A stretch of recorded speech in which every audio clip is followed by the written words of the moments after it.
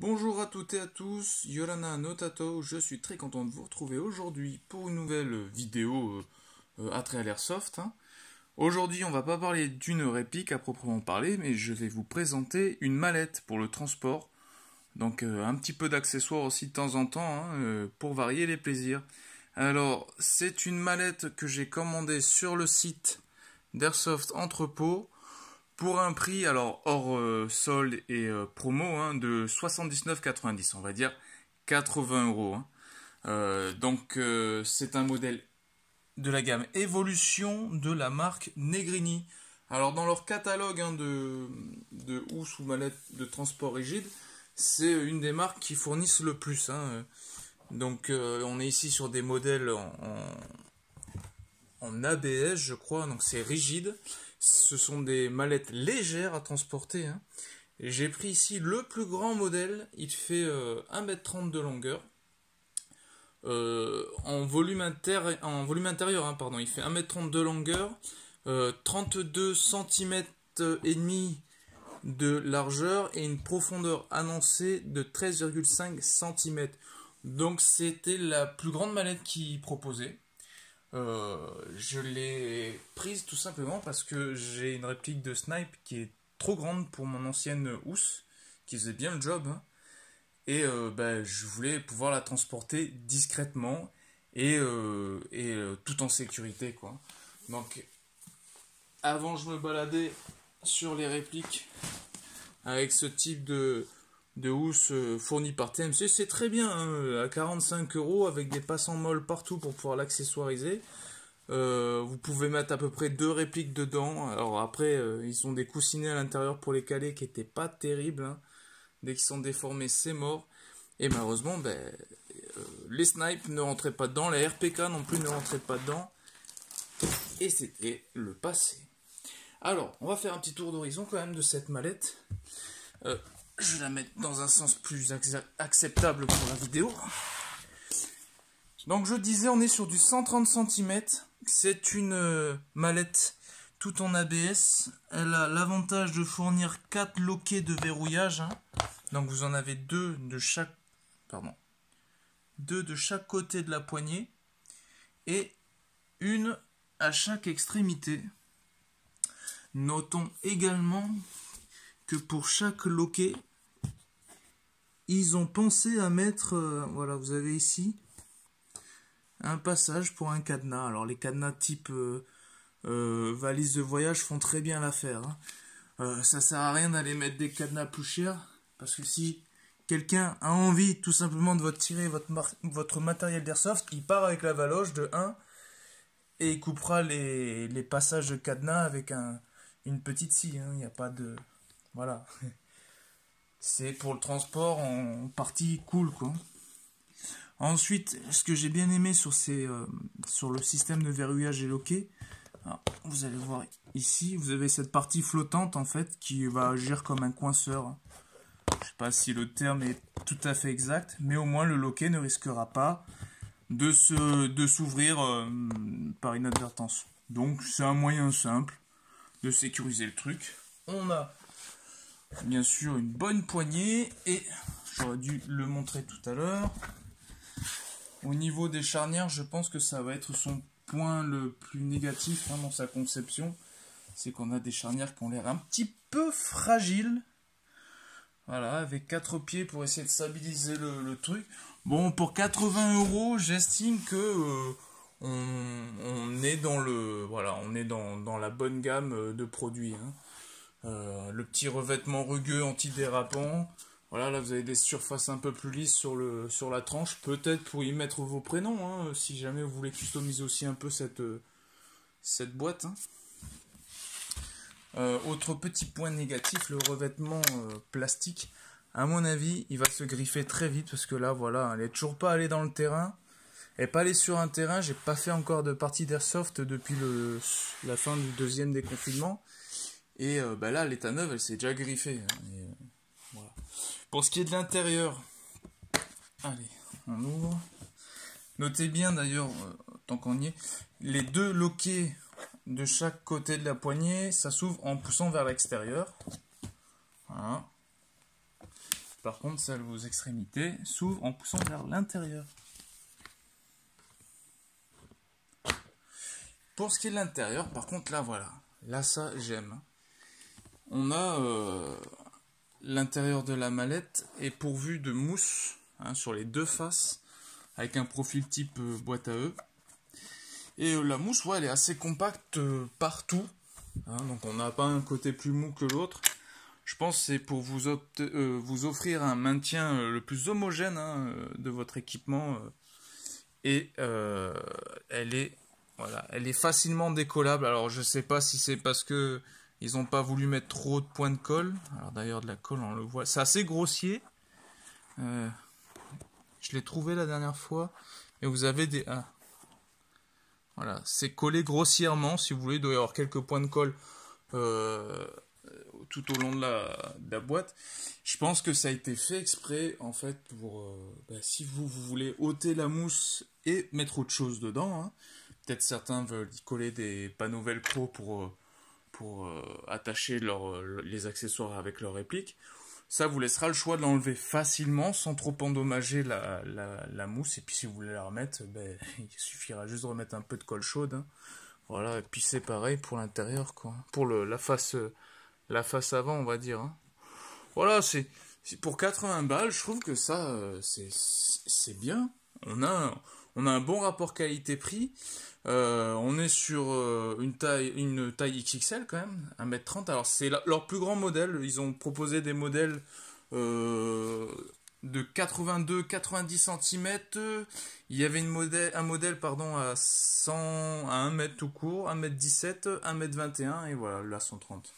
J'ai pris ce modèle là, déjà parce qu'il me fallait essayer le plus gros, et surtout parce que la forme de la poignée là, quand vous regardez, avec tous les autres profils de mallette qu'ils avaient, c'est celle qui me laissait le plus de place pour le rangement, qui bouffait pas trop le volume.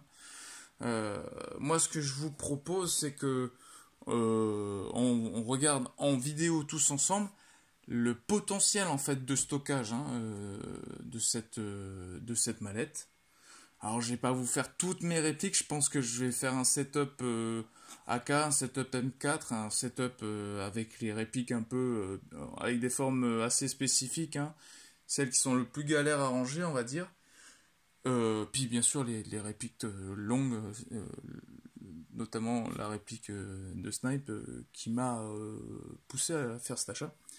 Et à la fin, je vous montrerai qu'il est possible en fait de mettre tout votre nécessaire d'une journée pour une partie d'airsoft du moins dans cette valise. Voilà. Alors, petit avertissement bien sûr, petit disclaimer à l'attention des modérateurs YouTube. Je vais présenter maintenant une réplique d'airsoft, ce ne sont pas des armes.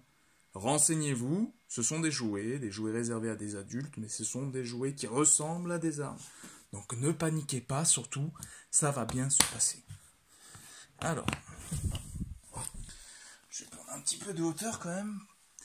Et donc voici ce qui m'a poussé à acheter cette mallette, c'était de pouvoir stocker ces immenses répliques. Alors immenses en longueur, bien sûr. Ça me posait beaucoup de problèmes de pouvoir les transporter pour aller sur les terrains, tout simplement parce que dans l'ancienne mallette, c'était pas possible, c'est trop grand. J'ai la chance d'avoir un garage quand même privatif, mais quand je peux pas y accéder, les planquer dans des draps, c'est pas discret, c'est pas terrible. On a tous des voisins un peu commères, donc ça sert à rien d'aller s'afficher dans le quartier, quoi. Bref, donc on est sur des longueurs ici au-dessus des répliques standards, je crois que ma réplique de Snipe, je l'ai mesurée, elle fait 1m23, il y a 65 cm de canon externe, donc c'est un VSR10 custom que j'ai monté moi-même, donc avec une crosse Maple Leaf, le canon externe aussi Maple Leaf, mais il y a une partie de l'interne qui est elle de chez Airsoft Pro, mais grosso modo elle est plus longue qu'un VSR10 standard, le canon interne est quelque chose comme à 51 ou 52 cm de longueur, voilà. Et puis pour ce qui est de la RP15, c'est pareil, c'est un build fait maison, j'ai retapé ma RPK Sima comme j'ai pu. Je suis assez content du résultat, sauf bien sûr la peinture, mais ça, chez Sima, c'est la même dope tout le temps. Donc on est sur un canon de 650 mm, Pour la longueur, je sais plus, mais je crois qu'on va dépasser les 1m20 aussi. Hein. Puis là, la crosse, je ne l'ai pas mise au maximum pour diminuer encore un peu la taille, mais voilà. Ensuite, gros, si vous souhaitez juste prendre vos accessoires pour votre réplique de snipe, c'est possible. Hein, vous enlevez, enfin, moi j'ai mis ça, mais vous remplacez bien sûr la seconde réplique par la lunette, les billes, les chargeurs, enfin bref. Voilà, ce que je vais vous montrer maintenant, en fait, c'est toutes les capacités de cette mallette en stockage pur. Donc là, c'est pas spécialement dédié à être transporté, c'est juste pour vous montrer, voilà, si vous cherchez une mallette pour tout ranger sous votre lit, toutes vos répliques, vous avez de quoi faire avec ce modèle-là. Ça va être assez chiant, mais je vais refermer la mallette à chaque fois, et donc je vais la réouvrir avant chaque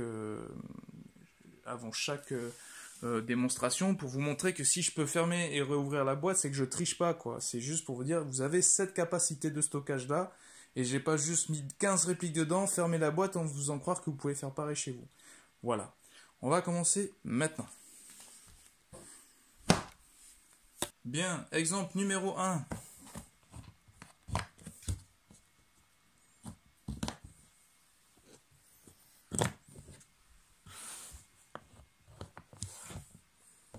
Voilà. Donc vous pouvez bien sûr installer grosso modo 2 à 3 répliques M4.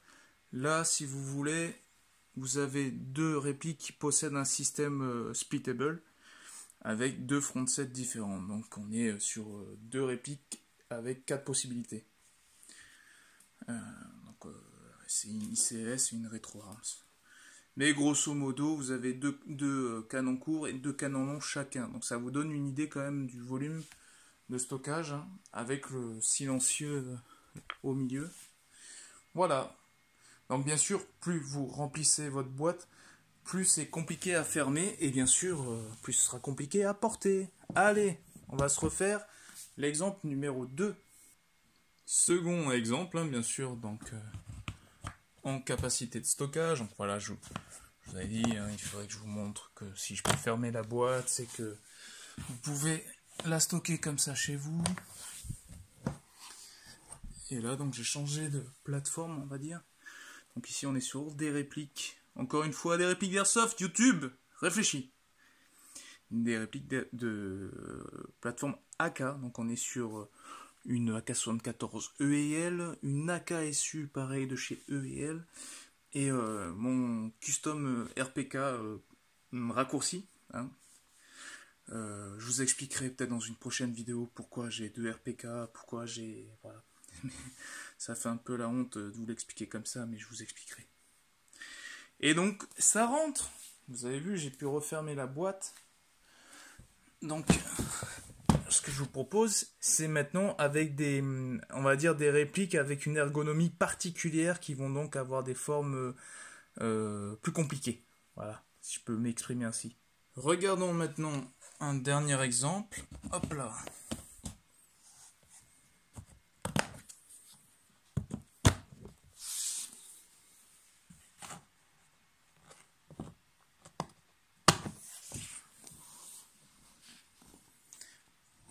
Donc voilà, pour ce qui est des répliques avec des formes un petit peu, une ergonomie et une signature un profil un petit peu différent.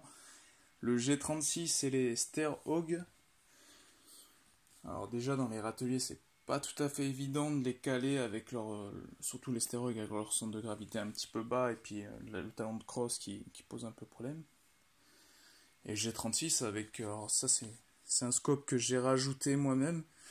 Mais sinon, la version, le G36C avec juste le rail Picatinny au-dessus, c'est quand même beaucoup plus simple à ranger, notamment avec le canon court. Donc un Ster-Hog de chez Army Armament, avec là on passe d'un setup canon à 310 mm, et ici un front set avec un canon de 509 mm. Voilà, CQB forêt, et le G36 parce que j'avais envie d'essayer de le faire entrer dedans. Donc c'est un Army Armament, un R36, et sur lequel j'ai adapté un canon externe long avec le garde-main bipied intégré. Alors là c'est pour l'anecdote, j'en ferai une vidéo je pense quand même. C'est un canon externe Ares ou ST, je sais plus où c'était, mais en gros c'était des pièces prévues pour AEG et qui passent dessus. Il y aura des modifs à faire, mais ça passe dessus, voilà. Ce que je vais pas vous montrer parce qu'après ça va être trop long, mais grosso modo, pompe M14, la majorité des répliques rentrent dedans. Suivant comment vous agencerez votre rangement à l'intérieur de la boîte, vous pouvez stocker jusqu'à 4 répliques moyennes, beaucoup plus en répliques courtes, hein, bien sûr, et sinon 2 répliques longues, et puis voilà. Donc en stockage, on est sur une super bonne mallette. Pour le transport aussi, hein, comme je vous ai dit, avec la poignée, le maintien, tout ça, c'est génial. Hein. Le seul truc, voilà, pour le transport, je l'ai peut-être pas dit au début de la vidéo, mais je roule avec une 106. Ça ne rentrera pas dedans. Donc si vous voulez mettre ça dans une petite voiture, faites tomber un morceau de la banquette à l'arrière et mettez-le de travers, hein. Enfin je veux dire en long. Sinon ça ne rentrera pas dans la 106. Voilà. Maintenant, ce que je vous propose, c'est qu'on regarde, que je vous montre en fait qu'il est possible de prendre juste ça pour prendre tout votre matériel d'airsoft pour une journée. Ça veut dire une réplique longue, une réplique de poing, chargeur bille, voilà. Qu'est-ce qu'il y a d'autre et équipement gilet et compagnie. Allez, je vous montre ça de suite. On va refermer. Regardons donc cette mallette avec tout l'équipement nécessaire pour une journée, une partie d'airsoft dominicale. Hein. Pas pour une OP sur plusieurs jours. Voilà, donc je précise, là c'est fermé, mais alors je me suis pas assis dessus pour la fermer. J'ai réussi à fermer en vérifiant quand même que tout soit bien dedans, qu'il n'y ait pas des trucs qui dépassent. C'est pas l'idéal, mais ça fonctionne. Donc techniquement, ça devrait être beaucoup plus dur à ouvrir parce que là, il me faut 2 mains. Oh putain, ça va déborder. Ouah.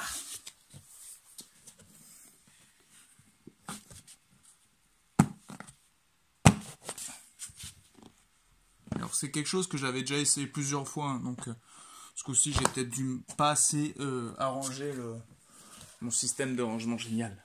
Voilà. Et donc, comme je vous le disais, vous avez tout le nécessaire pour une partie d'airsoft sur une journée. Donc je vais vous détailler quand même tout ça. Hein. Donc ici vous avez une réplique longue. Donc là j'ai pris, on va dire, une M4 type MK18, donc c'est pas la plus courte que je possède, mais au moins pour une partie d'airsoft, ça conviendra au CQB comme en forêt. Hein. Ce sera une question de grade et ça c'est à vous. 5 chargeurs pour la réplique longue. Hein. Vous savez compter, il y en a bien 5. Hein. Et j'ai fait exprès de prendre les plus longs pour, voilà, pour montrer qu'on peut quand même caser du bordel dedans. La réplique de poing, à savoir ici, donc mon KP18, c'est de chez Kajiwork. 3 chargeurs supplémentaires. Donc j'ai mis aussi 3 cartouches de CO2, mais je pense que vous pouvez en prendre un petit peu plus. Si vous jouez au gaz, vous aurez remarqué qu'une bouteille de gaz est déjà présente. On a également les lunettes de protection, voilà, dans une boîte Sky Gear. Les billes, alors faites attention justement où vous rangez vos billes à ne pas venir percer le sachet. Un petit chapeau parce que l'été est là, on va cuire. Un petit chèche pour protéger vos chicots. 2 batteries pour la réplique, voilà, parce que moi j'ai pas de cul, je tombe toujours en rade. Et bien sûr le chest. Alors je n'ai pas pris de holster pour la réplique de poing tout simplement parce que en fait il y a un emplacement, il y a un insert ici pour venir glisser votre réplique. Voilà, donc ça tombait bien parce que pour le coup on va dire que vous mettez ça dans votre coffre. Donc si vous avez une 106, rappelez-vous comment il faut le mettre. Hein. Et ben, c'est parti quoi. Vos fringues, vous les avez sur vous, vous changez là-bas, c'est à vous de voir. Hein. Et votre bouffe dans une petite glacière. Et on a techniquement, voilà, le minimum de dans la boîte quoi. Et le minimum est tout ce qu'il faut pour jouer. Je vais vous montrer qu'il est possible aussi parce que moi je suis plus AK. Donc je vais vous montrer qu'avec une AK c'est possible. On va donc refermer ça, et je vous montre ça tout de suite. Allez, maintenant, la dernière démonstration, hein, avec ce qui m'intéressait le plus, la variante AK. Alors, ça a été beaucoup plus dur à remplir, enfin à refermer ce coup-ci. Donc, du coup, c'est rempli à bloc. Hein. Je fais rappel encore à ce gros orteil. Oh putain.